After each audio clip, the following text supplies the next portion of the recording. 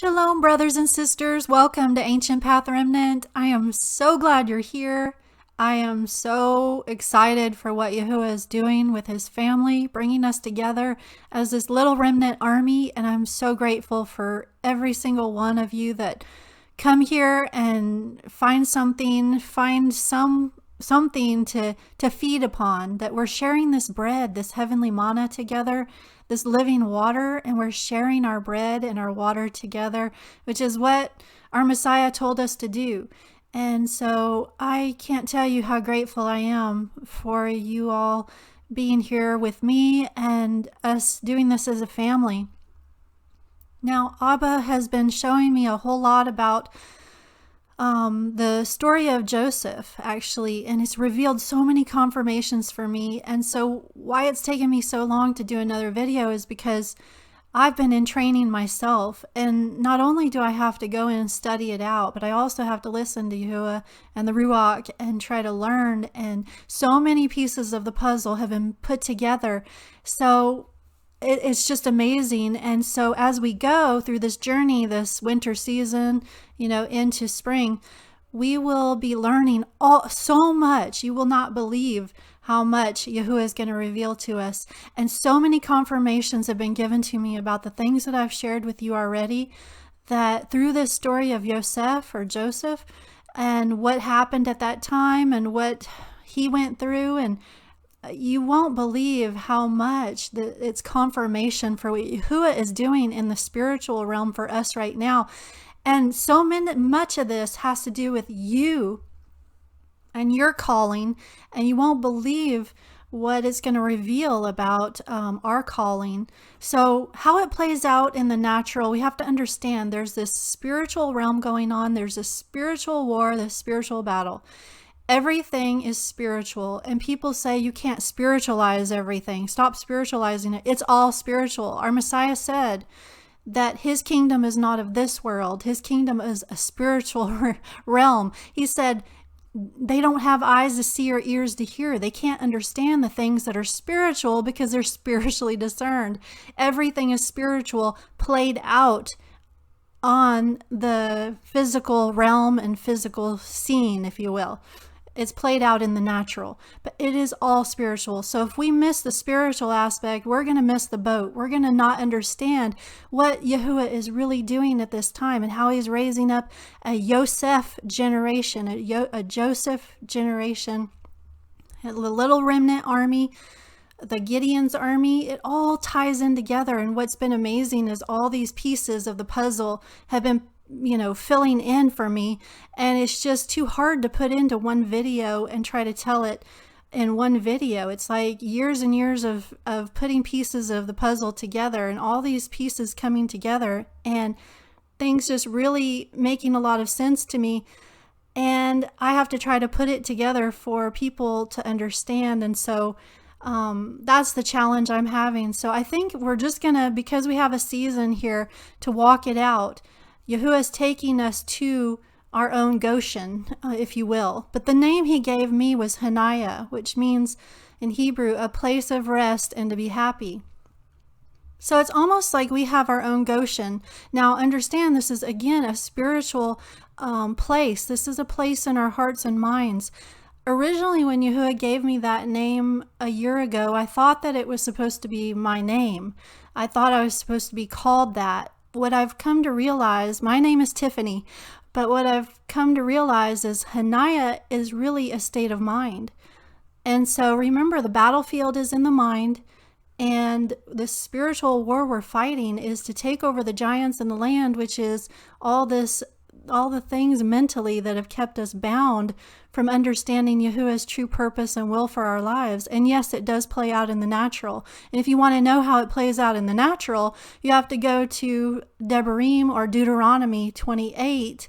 And, there are other places as well, but where it talks about his favor, his blessings, and his curses. And you'll see how it plays out in the natural. But everything originates here. It's a spiritual thing, a spiritual condition of mankind, because in Psalm 1 it says those who meditate on his word day and night will be like a tree planted by streams of living water, they do not fear when heat comes, and they bear fruit in their season, but not so with the wicked. They will be like chaff blown in the wind. So I don't have that pulled up, but basically, again, a spiritual condition. So we have to get our minds to understand the spiritual talk, the spiritual speak.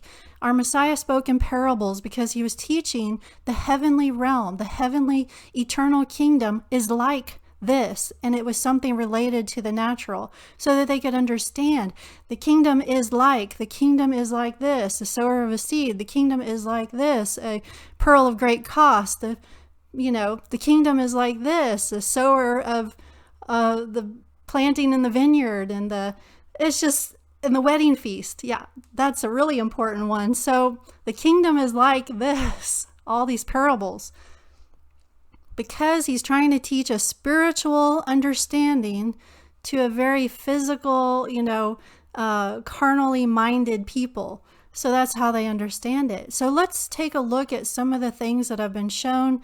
I just want to update you a little bit of what's coming. And I think you need to be really excited for the things that Yahuwah shows us, because it's like one step at a time.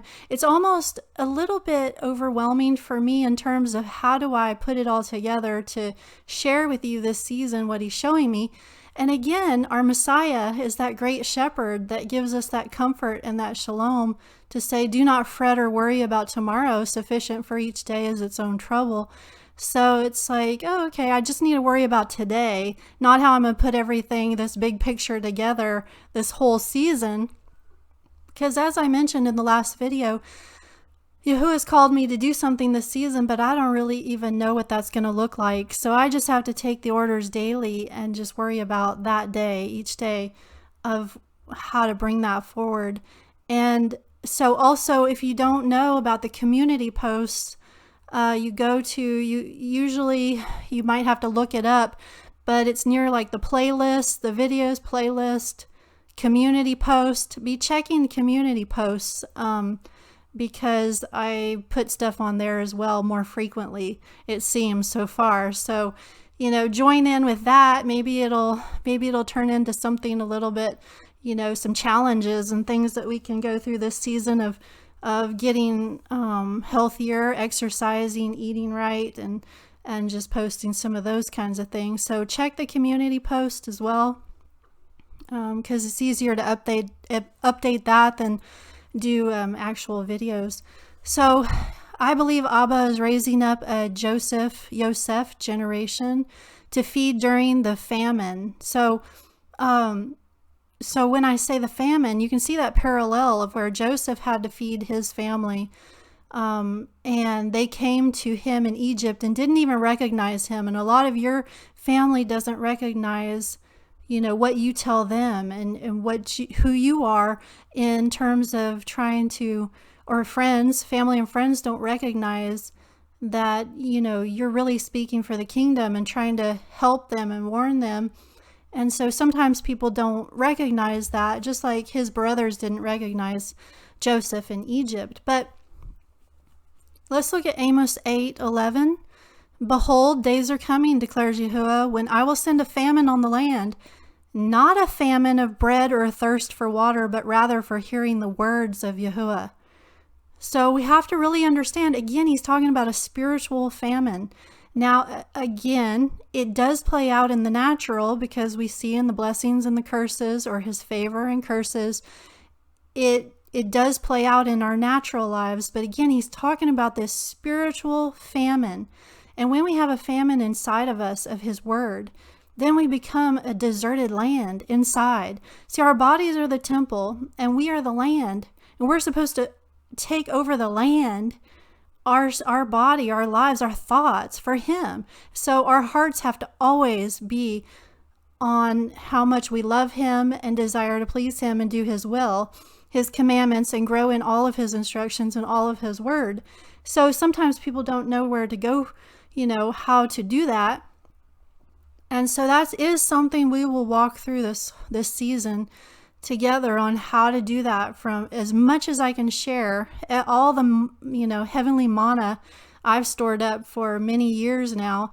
I feel like I'm ready to share this bread and this living water and this heavenly manna with my brothers and sisters. And I'm so grateful because you're sharing with me, and we're doing this together, and we're partaking of, that beautiful table of Yahuwah. All right, so in Matthew 24:36 says, "No one knows about that day or hour, not even the messengers and the Shamayim and the heavens, nor the Son, but only the Father.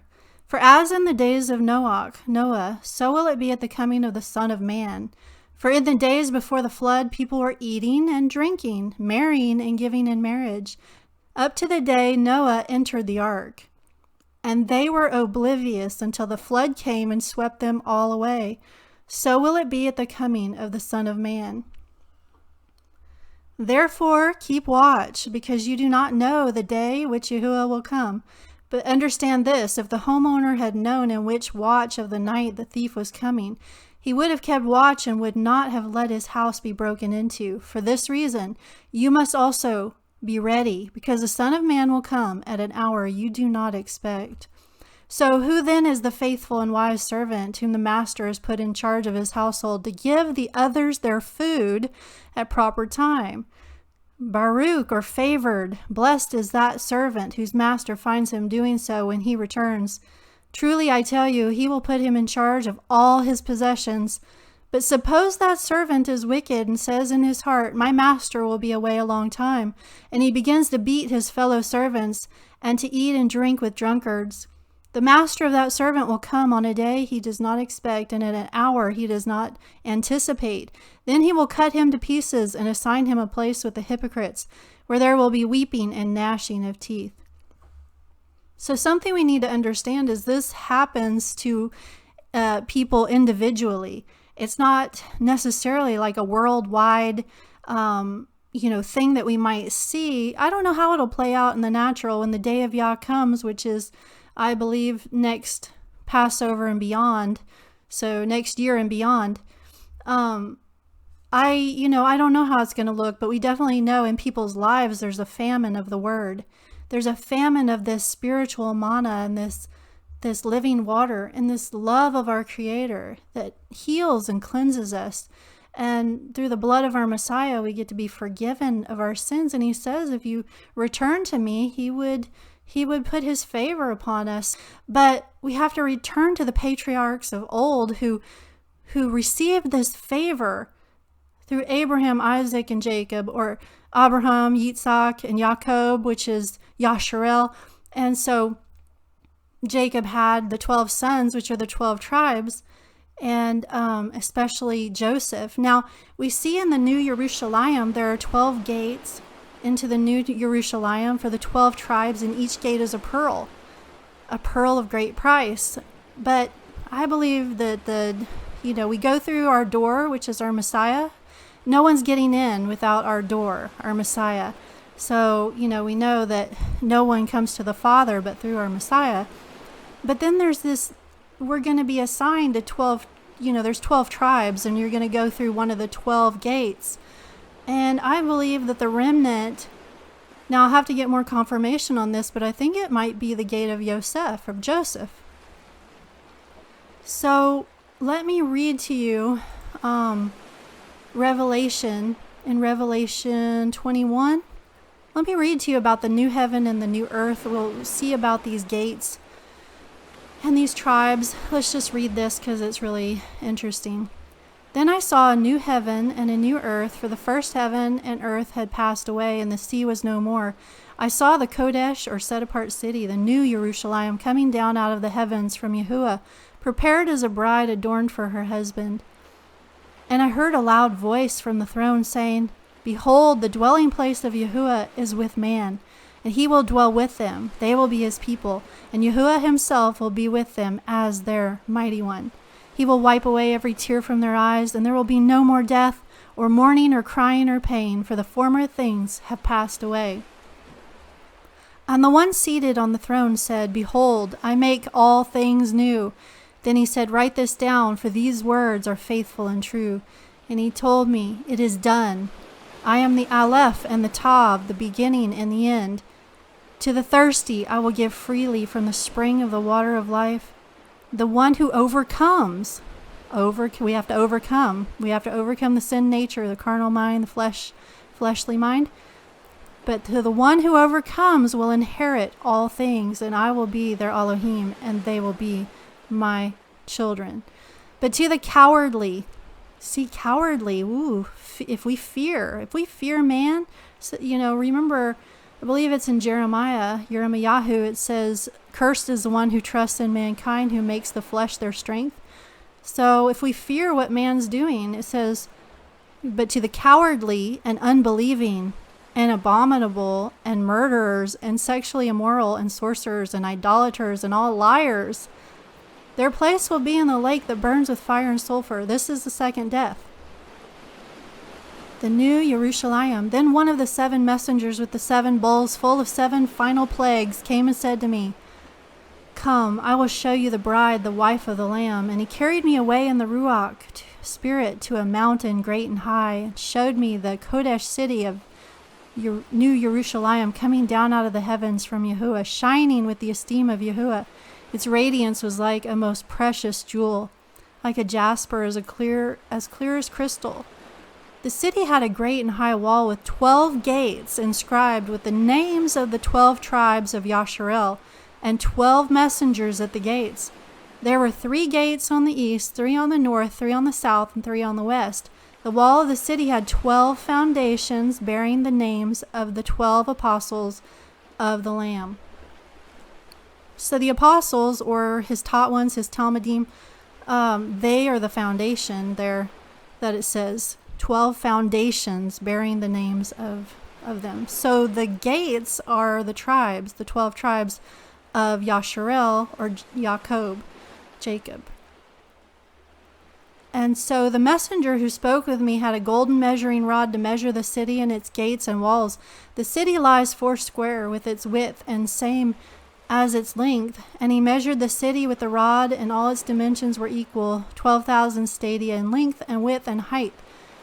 And he measured its wall to be 144 cubits by the human measure the messenger was using. The wall was made of jasper, and the city itself of pure gold, as pure as glass. The foundations of the city walls were adorned with every kind of precious stone. And it makes me think, it goes on to talk about this jasper and sapphire and emerald and all these different topaz, beryl, amethyst, all these beautiful, you cannot imagine the beauty of this new Jerusalem. This is why we need to put our treasures in the heavens, because this is beyond anything we could ever desire. It is going to be so spectacular, this golden city with all the precious stones. And I happen to think that, there are 12 stones. I happen to think that, we each are one of those 12 kinds of stones, those precious jewels, because we make up the temple. Our bodies are the temple.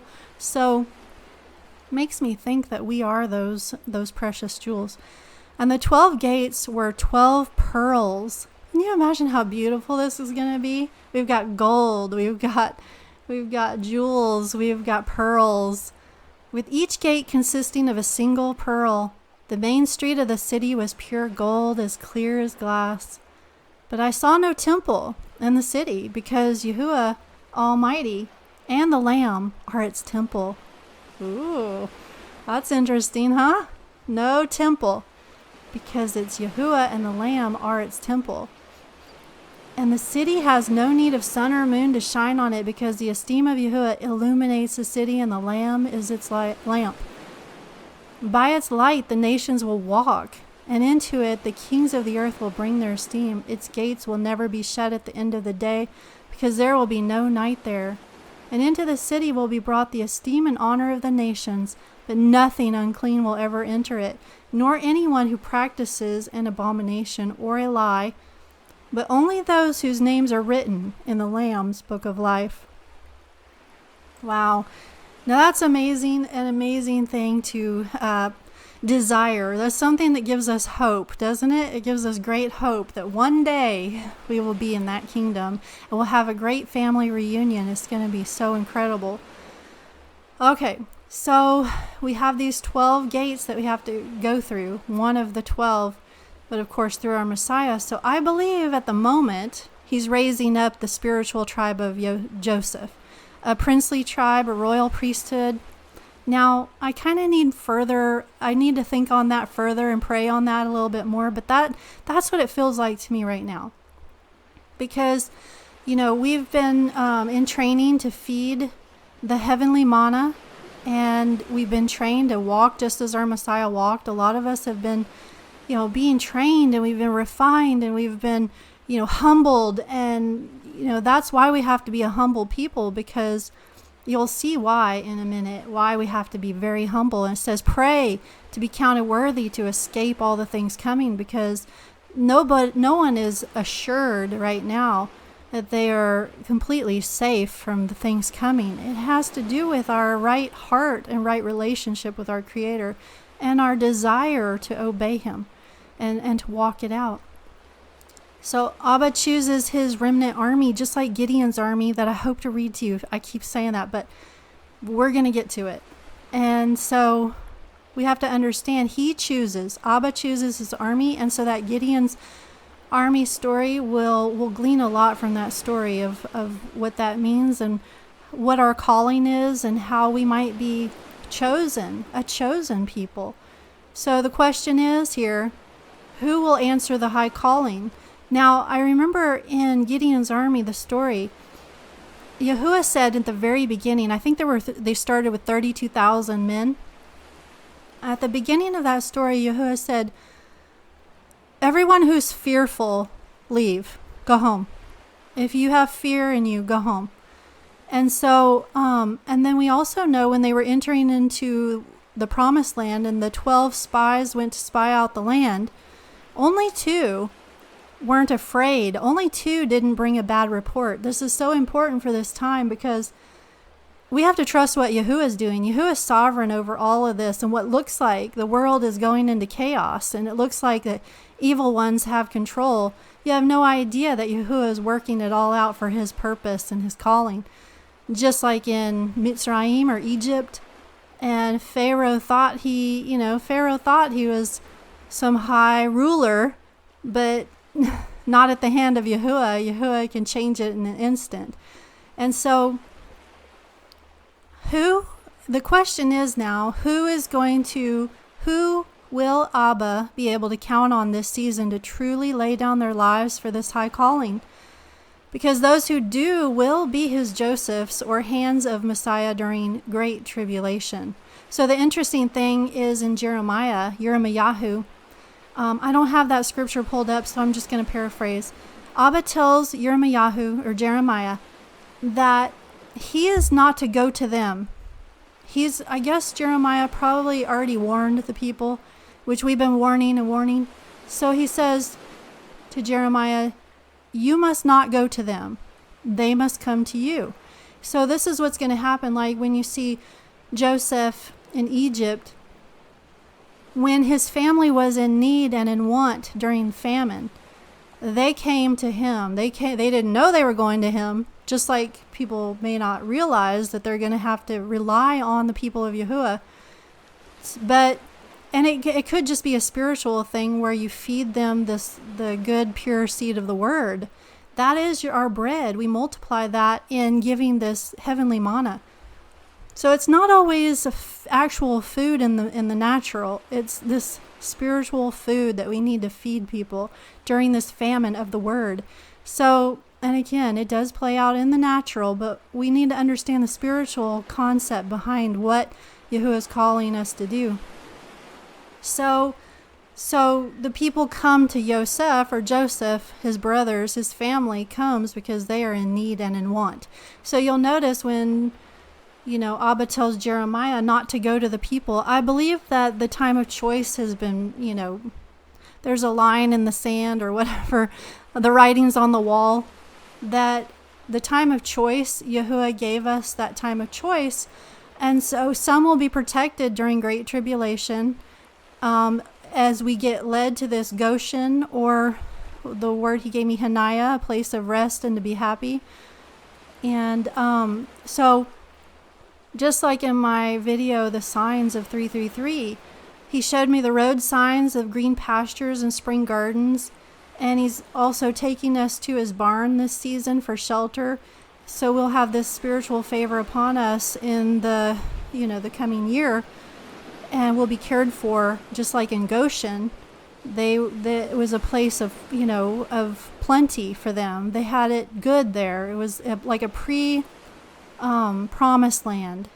And so what it looks like in the natural for each person really depends on Abba and what we do with our time this winter, storing up our treasures in the heavens. And it's going to be work. This is spiritual work that has to be done to overcome a lot of things, spiritual warfare, overcoming the giants in the land, which is our thoughts. Are we fearing the world? Are we feeding on what the world is, feeding us so that we have this fear? Well, he says, go home. The fearful, he doesn't need them, because when we have that fear of mankind, we will react irrationally. He doesn't need irrational people. He needs people who have no fear. Our Messiah even said, will he find belief on this earth? Will he find it? And I say yes. I say yes. Because it's not by our power or might, it's by his Ruach. He gives us this confidence in him, not in ourselves, but in him and what his word. And it says. And when I read to you Psalm, I believe 37, you'll see how great it is. So get excited. Don't be tired. I mean, you know what I mean? We're all kind of like, oh, we've been doing this, but I can guarantee you it's a great time to be alive for the King and for our kingdom. It's not a time to, sleep or slumber. As I said, the valley of dry bones, he's resurrecting our, the breath of life within us to give us that desire to do his will on this earth. The body is coming together slowly. We're seeing the prophecies being fulfilled before our very eyes. And, as the year unfolds and the years, I don't know Abba's timing. All I know is that I, see that Passover and beyond, we enter into the day of Yah. And as I've said before, this unfolds, and it's how Abba does it. I don't have that, like how he's going to work it out.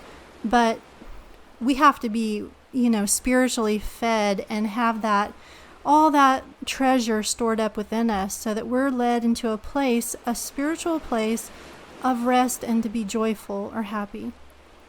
Because when the world's going through tribulation, the righteous will be steadfast and producing good fruit in their season.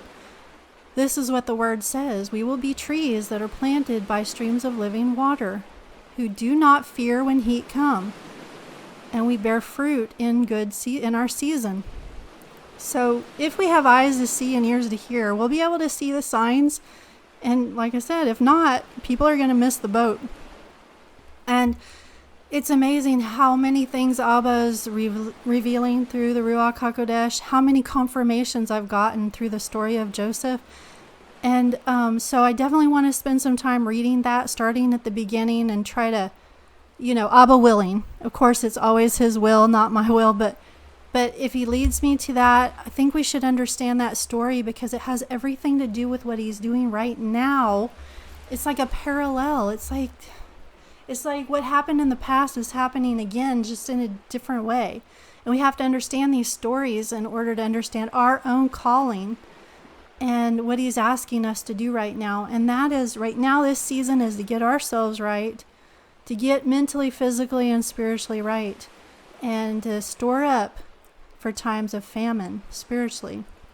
So, and so much of this has to do with that story of Joseph, the exodus from Egypt and the plagues and all the different things. And so I'm still growing in my understanding of all this, and I'm sure, Abba is showing you things as well. So we share our bread together. Some of you have shared with me your dreams, which I want to get more into as well. So I just wanted to get this out and share an update. And so get excited, brothers and sisters. It's a winter of great change for us, mentally, physically, spiritually. Be transformed by renewing our minds daily.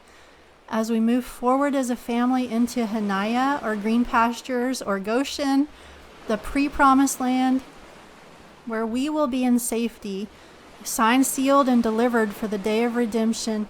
And then we have this, this calling, this great commission that will come at some point that we will be prepared for when it comes. And restoring the breach between the tribes.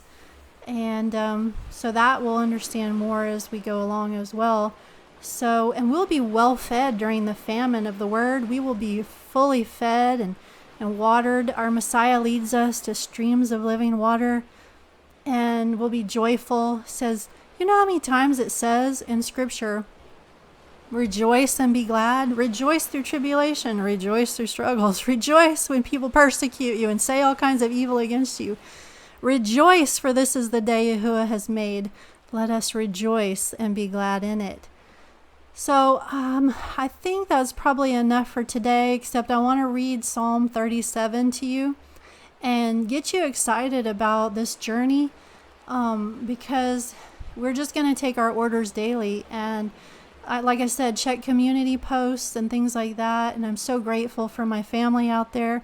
I truly, truly appreciate all of you. And I'm grateful that we're going on this journey together.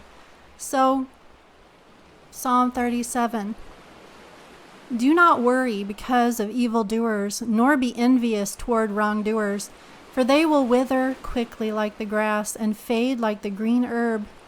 Trust, rely on, and have confidence in Yahuwah, and do good. Do good.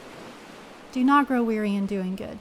Dwell in the land and feed securely on his faithfulness. Feed on his faithfulness. Delight yourself in Yahuwah, and he will give you the desires and petitions of your heart. Commit your way to Yahuwah. Trust in him also, and he will do it. He will make your righteousness, your pursuit of right standing with him, like the light, and your judgment like the shining of the noonday sun. Be still before Yahuwah.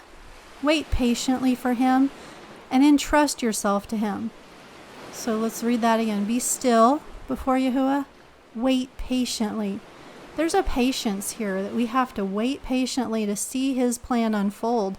We have to be ready and waiting, trusting in him, and trust yourself to him. Do not fret or whine or agonize because of him who prospers in his way, because of the man who carries out wicked schemes. Cease from anger and abandon wrath. This is why we have to be a forgiving people. We cannot hold anger or wrath toward anyone, because we have to be able to be willing to even feed our enemies. Do not fret, it leads only to evil. Do not fret, it leads to evil. For those who do evil will be cut off, but those who wait for Yahuwah will inherit the land. For yet a little while the wicked will be gone forever. Though you look carefully where he used to be, he will not be found. But the humble will at last inherit the land. The humble will inherit the land, and will delight themselves in abundant prosperity and peace. Shalom, shalom, shalom. The wicked plots against the righteous and gnashes at him with his teeth. Yahuwah laughs at him, the wicked one, the one who oppresses the righteous, for he sees that his day of defeat is coming. The wicked have drawn the sword and bent their bow, to cast down the afflicted and the needy, to slaughter those who are upright in conduct, those with personal integrity and righteous character. The sword of the unrighteous will enter their own heart, and their bow will be broken. Hallelujah. Better is the little of the righteous who seek the will of Yahuwah than the abundant riches of the wicked unrighteous. For the arms of the wicked will be broken, but Yahuwah upholds and sustains the righteous who seek him. Yahuwah knows the days of the blameless, and their inheritance will continue forever. They will not be ashamed in the time of evil, and in the days of famine they will have plenty and be satisfied. Hallelujah. But the wicked will perish, and the enemies of Yahuwah will be like the esteem of the pastures and like the fat of lambs that is consumed in smoke. They vanish like smoke. They vanish away. The wicked borrows and does not pay back, but the righteous, they are merciful and kind, and they give. For those Baruch by Yahuwah will at last inherit the land, but those cursed by him will be cut off. So it's the wicked that get cut off, and the righteous inherit the land. The steps of a good and righteous man are directed and established by Yahuwah, and he delights in his way, and he favors his path. When he falls, he will not be hurled down, because Yahuwah is the one who holds his hand and sustains him. I have been young, and now, he says he's old, yet I have not seen the righteous, those in right standing with Yahuwah, abandoned, or his descendants pleading for bread. All day long he is gracious and lends, and his descendants are a barakah, favored. Depart from evil and do good, and you will dwell securely in the land forever. For Yahuwah delights in justice, and does not abandon his faithful ones. They are preserved forever. Do you see all these promises? The descendants of the wicked will in time be cut off. The righteous will inherit the land and live in it forever. The mouth of the righteous proclaims wisdom, and his tongue speaks justice and truth. The Torah of Yahuwah is in his heart. Not one of his steps will slip.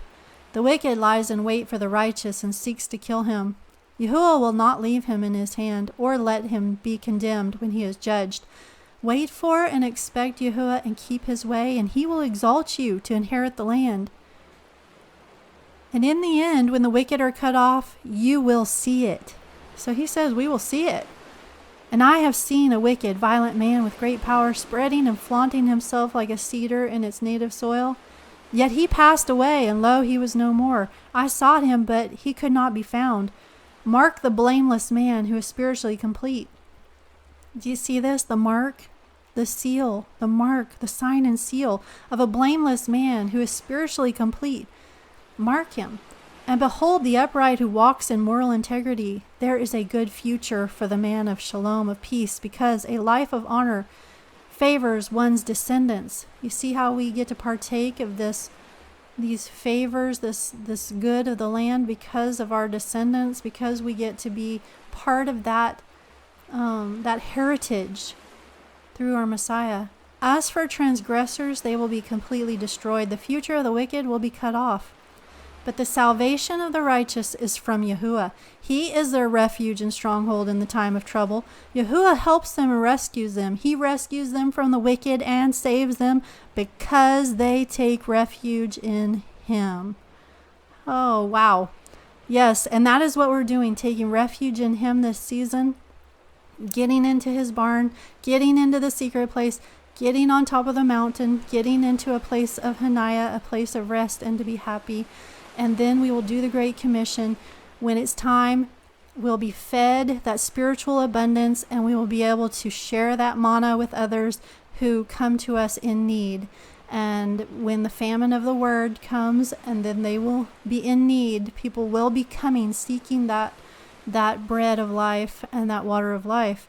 And it's through the power of our Messiah, with us, his hand with us, that we'll be able to reach out and do the works that he did and be able to bring the tribes together, restoring the breach of man and our Creator, and doing the works of our Messiah on this earth.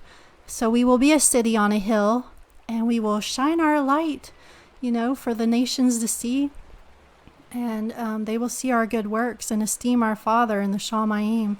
So let your light so shine before men that they may see your good works. So I hope you have a beautiful day. I hope you're excited. I hope the breath of the Ruach is filling you to overflowing, and that you see how important you are. You were born for such a time as this. This is an incredible time to be alive and be on Team Yahuwah and Messiah. And so I hope you have a beautiful day, and I will catch you on the next one, Yah willing.